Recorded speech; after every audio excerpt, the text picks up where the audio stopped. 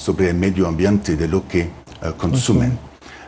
La Unión Europea tiene una meta ambiciosa de ser el primer continente climáticamente neutro para 2050. Significa que vamos a reforzar más y más los estándares de producción, pero con tiempo y con asistencia técnica para ayudar a los productores en Europa, como así también en los países exportadores como Ecuador, a adaptarse a los nuevos estándares.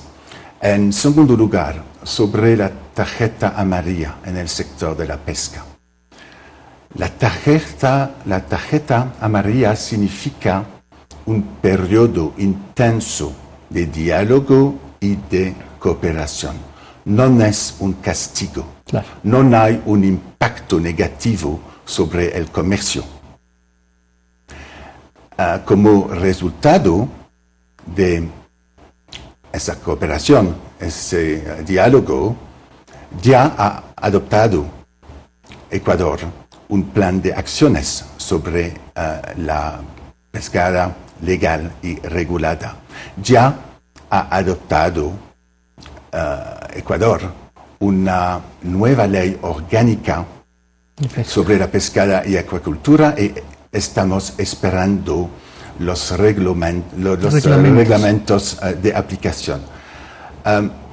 Confiamos en que se den todos los pasos para levantar la tarjeta amarilla. Para este caso puntual, ¿hay comisarios o inspectores de la Unión Europea que hacen observación a bordo en los barcos o simplemente se reúnen con sus pares ecuatorianos de la industria atunera? Me refiero para hacer el seguimiento y cumplimiento de estas recomendaciones de la Unión Europea. Sí. Entiendo que había inspecciones de expertos europeos en el proceso de tener la tarjeta amarilla. En este periodo, con la base de todas las informaciones que tenemos, estamos en este periodo de diálogo y de cooperación intensa. Señor embajador, me permite cambiar de tema, pero un tema que evidentemente nos preocupa y estamos todos involucrados, que es el combate al COVID.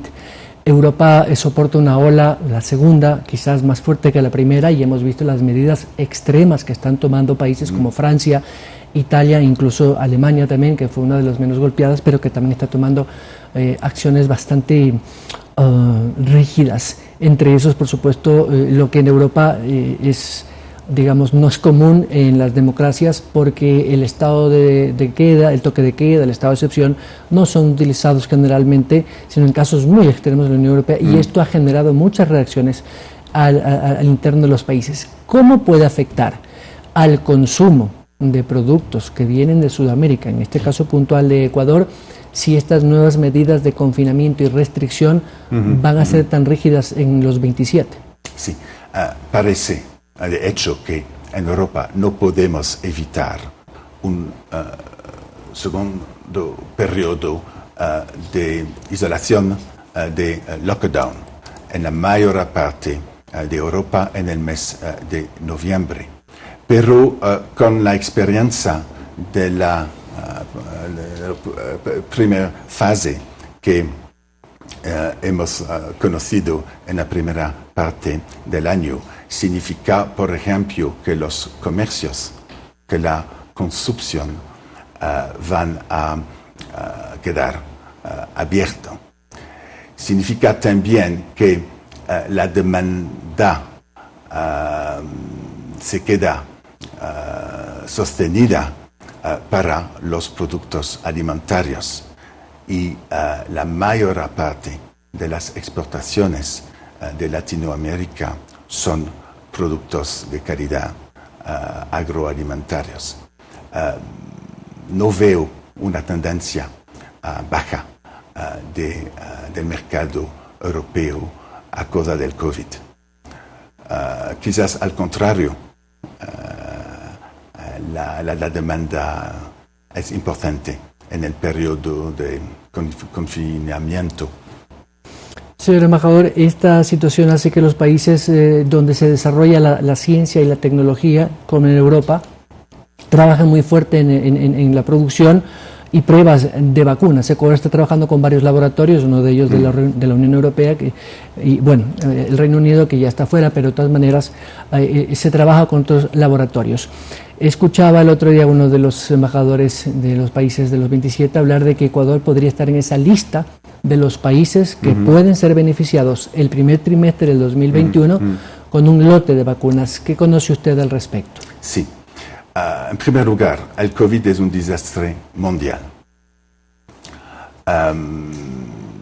Ninguna frontera puede proteger a ningún país. La única solución es la cooperación internacional.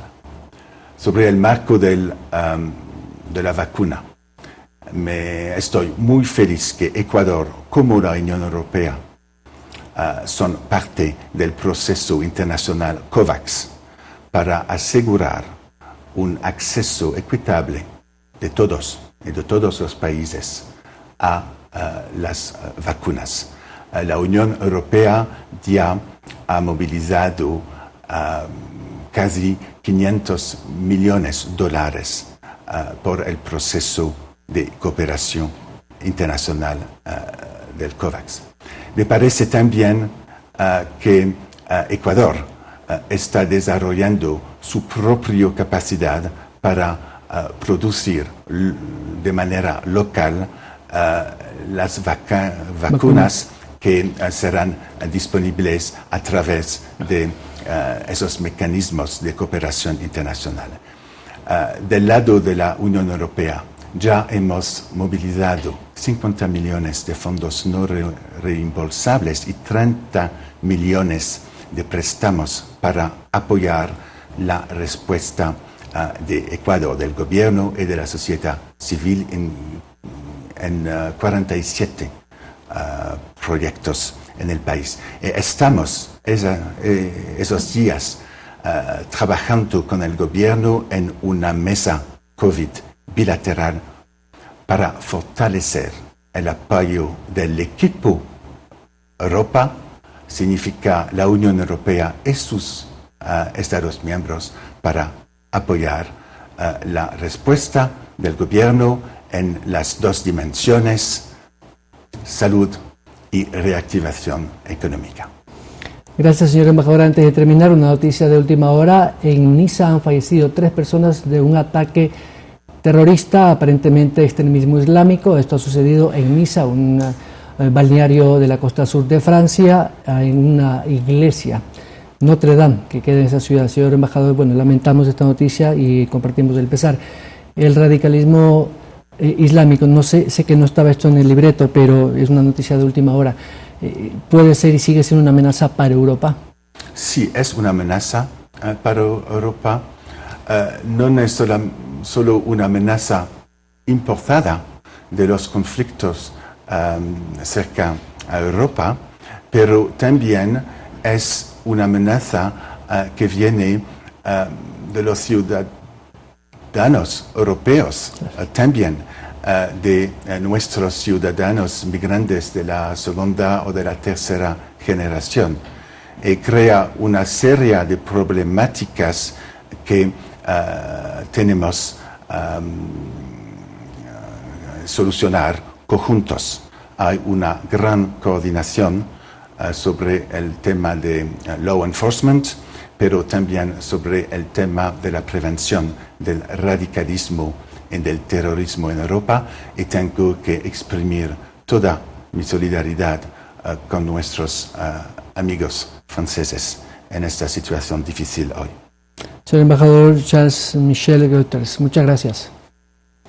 Muchas gracias. El embajador de la Unión Europea a esta hora de la mañana con este resumen de nuestras relaciones con el bloque de los 27, uno de los socios comerciales más importantes para Ecuador. 7:04.